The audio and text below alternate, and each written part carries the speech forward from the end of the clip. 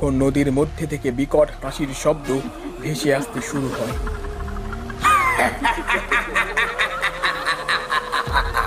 আমি কাউকে ছাড়বো না। এই নদীতে যে রাতে নৌকা চালাতে আসবে, আমি সবাইকে আমার কাছে রেখে দেব। এই চল চল, এখান থেকে দ্রুত পালাই। ওরা ওরা আমাদের সবাইকে মেরে ফেলবে। আমি আগেই বলেছিলাম ওই নদীর পাড়ে পিকনিক করব না, তোরা শুনলি না আমার কথা। হয়েছে, অনেক পিকনিক করা হয়েছে, এবার সবাই এখন এখান থেকে পালা। এই বলে সবাই সবাই সেই রাতে নদীর পাড় থেকে বাড়িতে ফিরে যায়।